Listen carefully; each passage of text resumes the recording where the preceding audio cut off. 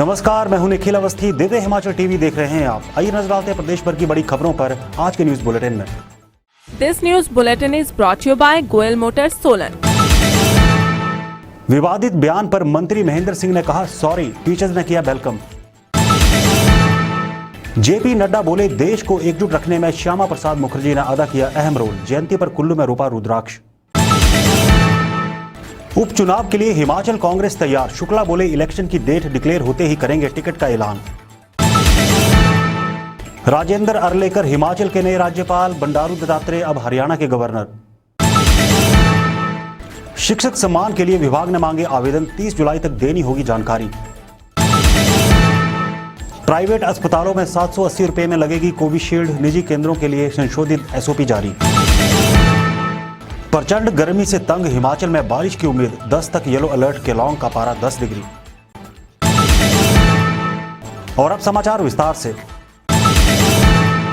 हाल में हिमाचल सरकार के वरिष्ठ मंत्री महेंद्र सिंह ठाकुर ने शिक्षकों को लेकर विवादित बयान दिया था। इस पर शिक्षकों में गहरा रोष था। विवाद गहराता देख मंत्री ने अपने बयान पर माफी मांग ली है।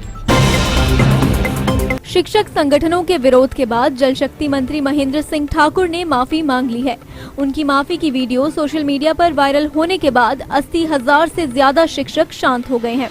इसके पहले महेंद्र सिंह ठाकुर ने शिक्षकों पर दिए गए वक्तव्य पर खेद व्यक्त करते हुए कहा कि मैं अपने शब्द वापस लेता हूं। हिमाचल शिक्षक महासंघ ने मंत्री के फैसले का स्वागत करते हुए कहा कि कोरोना काल में हर हिमाचल वासी और सभी कर्मचारियों का अहम रोल रहा है। महासंघ के प्रांत अध्यक्ष पवन कुमार, प्रांत संगठन मंत्री पवन मिश्रा, प्रांत उपाध्यक्ष डॉक्टर मामराज पुंडीर ने आगे से इस प्रकार के बयानों से बचने की सलाह दी है। श्यामा प्रसाद मुखर्जी की जयंती पर भाजपा ने जगह जगह कार्यक्रम आयोजित किए। पार्टी ने उन्हें श्रद्धांजलि दी। इस अवसर पर भाजपा के राष्ट्रीय अध्यक्ष जेपी नड्डा ने कुल्लू में उन्हें नमन किया। भाजपा के राष्ट्रीय अध्यक्ष जगत प्रकाश नड्डा ने डॉक्टर श्यामा प्रसाद मुखर्जी की जयंती पर कुल्लू के पिरडी में श्रद्धांजलि एवं पौधारोपण कार्यक्रम में भाग लिया। कार्यक्रम में मुख्यमंत्री जयराम ठाकुर भी मौजूद रहे। नड्डा ने यहां रुद्राक्ष का पौधा लगाया।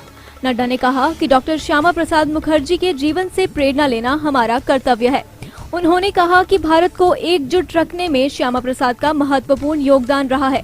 जब कांग्रेस पार्टी ने जम्मू कश्मीर को स्पेशल स्टेटस देने की बात कही थी तो मुखर्जी ने उस समय के प्रधानमंत्री नेहरू का विरोध किया था। तब वह कांग्रेस में केंद्रीय मंत्री थे। उन्होंने भारत की एकता और अखंडता के लिए कांग्रेस से इस्तीफा दिया और जनसंघ की स्थापना की।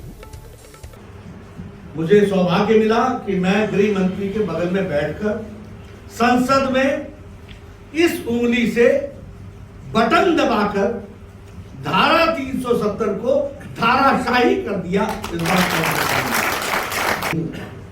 आज श्यामा प्रसाद मुखर्जी जी के कारण भारतीय जनता पार्टी अकेली पार्टी है जिसने पूरी ताकत के साथ ये लड़ाई लड़ी और मोदी जी की इच्छा शक्ति और अमित शाह की रणनीति ने इसको साकार करके दिया है। इसलिए आज के दिन जब हम श्यामा प्रसाद मुखर्जी जी का जन्मदिन मनाते हैं तो उनके जीवन से हमको प्रेरणा भी लेनी चाहिए कि वो पार्टी से नहीं बंधे। पहले कांग्रेस को छोड़ी, फिर हिंदू महासभा को छोड़ी, जनसंघ स्थापित किया, लेकिन वो विचार से जुड़े रहे और विचार के लिए वो अविरत चलते रहे। हिमाचल में 2 विधानसभा और 1 लोकसभा सीट के लिए उपचुनाव होना है। दोनों प्रमुख पार्टियां इन चुनावों की तैयारियों में लग गई हैं। कांग्रेस के प्रभारी ने चुनावों को लेकर बड़ा बयान दिया है। हिमाचल कांग्रेस के प्रभारी और वरिष्ठ नेता राजीव शुक्ला मंगलवार को जिला कांगड़ा के मुख्यालय धर्मशाला पहुंचे। धर्मशाला में पहुंचने पर राजीव शुक्ला का भव्य स्वागत किया गया। इस दौरान शुक्ला ने कहा कि वर्ष 2022 के चुनावों के लिए कांग्रेस पूरी तरह से तैयार है। साथ ही उपचुनावों में भी पार्टी जीत दर्ज करेगी। टिकटों की घोषणा को लेकर उन्होंने कहा कि जैसे ही चुनाव आयोग द्वारा तिथियां निर्धारित की जाएंगी तो पार्टी की ओर से प्रत्याशी भी मैदान में उतार दिए जाएंगे। उन्होंने कहा कि कांगड़ा राजनीतिक दृष्टि से अति महत्वपूर्ण है। ऐसे में ही वह यहाँ पर आए हैं और यहाँ पर पार्टी के सभी कार्यों की समीक्षा करेंगे। उन्होंने बढ़ती महंगाई पर मोदी और जयराम सरकारों को खूब लताड़ा। माहौल नीचे जनता से बहुत अच्छा है कि हमारी 2022 में प्रचंड बहुमत से जीत होगी, इस तरह का माहौल लग रहा है और ये तीनों उपचुनाव भी जीतने की पूरी संभावना है। सरकार के खिलाफ ज़बरदस्त माहौल और गुस्सा नीचे तक है हिमाचल प्रदेश में। चाहे केंद्र सरकार हो और चाहे राज्य सरकार हो, कहीं कुछ काम हुआ ही नहीं है, सिवाय भाषणबाजी, बड़े बड़े पोस्टर, विज्ञापन, होर्डिंग, इसके अलावा इन्होंने कोई काम नहीं किया। जल्दी उपचुनाव तो घोषित हो तो प्रत्याशी घोषित हो जाएंगे। उपचुनाव की भी तो चुनाव आयोग ने नहीं घोषणा की, जैसे चुनाव आयोग घोषणा करेगा हम प्रत्याशी घोषित कर देंगे। हिमाचल को नए गवर्नर मिले हैं, नाम है राजेंद्र अर्लेकर। मौजूदा राज्यपाल बंडारू दत्तात्रेय हरियाणा के गवर्नर होंगे। आइए देखते हैं इस रिपोर्ट में। हिमाचल के नए राज्यपाल अब राजेंद्र अर्लेकर होंगे।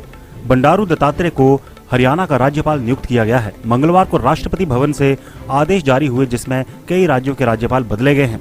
राजेंद्र अर्लेकर गोवा के विधानसभा अध्यक्ष के साथ साथ वहां कैबिनेट मंत्री भी रह चुके हैं।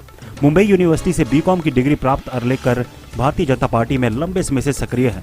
राजेंद्र अर्लेकर का जन्म 23 अप्रैल 1954 को गोवा के पणजी में हुआ था। छात्र जीवन में ही राष्ट्रीय स्वयंसेवक संघ से वे जुड़ गए थे। 1989 में भारतीय जनता पार्टी में शामिल हुए।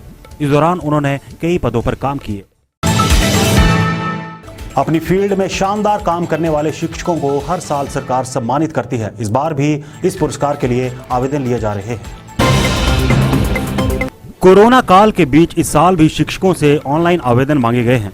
5 सितंबर को शिक्षक सम्मान के लिए इस बार ऑनलाइन पढ़ाई का भी आकलन किया जाएगा, यानी कि कोविड में ऑनलाइन स्टडी पर बेहतर कार्य करने वाले शिक्षकों को भी सम्मानित किया जाएगा। जानकारी के अनुसार 5 सितंबर को राज्य स्तरीय शिक्षक पुरस्कार के लिए शिक्षकों के चयन की प्रक्रिया शुरू हो गई है। हिमाचल प्रारंभिक शिक्षा निदेशालय ने 30 जुलाई तक शिक्षकों से आवेदन मांगे हैं। शिक्षकों को जिला उपनिदेशकों के पास आवेदन करना होगा। जिला कमेटियों को 10 अगस्त तक प्रारंभिक शिक्षा निदेशालय में सूची भेजनी होगी। प्राइवेट सेंटरों में कोरोना वैक्सीन के लिए संशोधित एसओपी जारी हो गई है। इसमें कई तरह के प्रावधान किए गए हैं।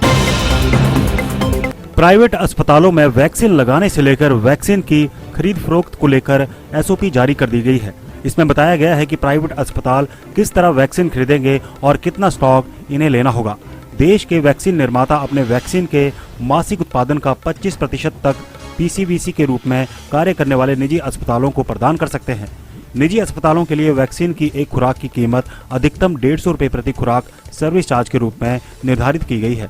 सभी खर्चों को मिलाकर निजी कोविड टीकाकरण केंद्रों के लिए कोविशील्ड वैक्सीन का मूल्य 780 रुपये, कोवैक्सीन का दाम 1410 रुपये और स्पुतनिक वी का मूल्य 1145 रुपये निर्धारित किया गया है।